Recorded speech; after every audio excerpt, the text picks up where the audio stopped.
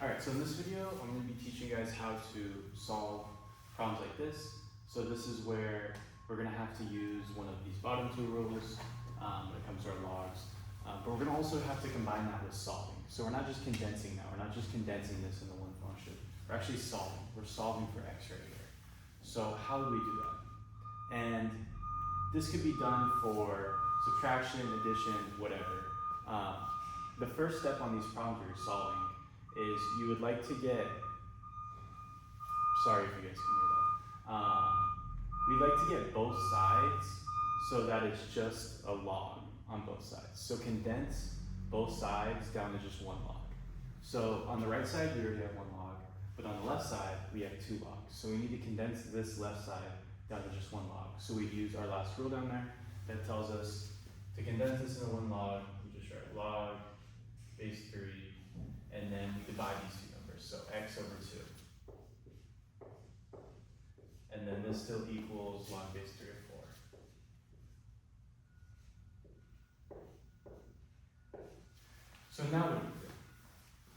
Well, earlier, I just want you guys to think back to when we were doing exponents. And we made a very big point on if we have an exponent of the same base.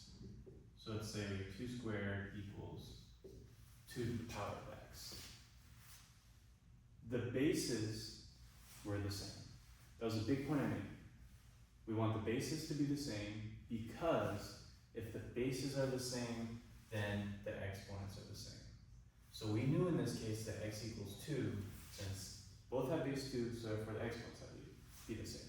And then things got a little more complex when we had things like 2 to the power of 3x plus 1 equals 2 to the power of 2x.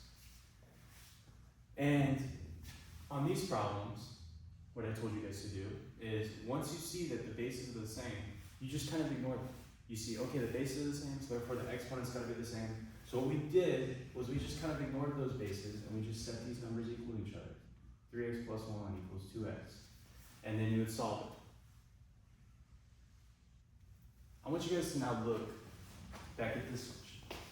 We have log base 3 of something equals log base 3 of something.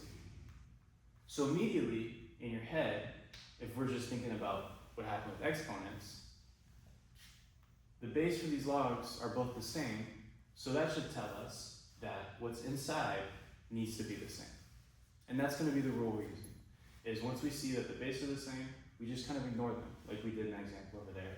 And we're just taking everything that's inside of our logs and setting them equal to each other. So we have x over 2 equals 4. And that's what we're solving. So now we just multiply everything by 2, and we get x equals 8. And that's it.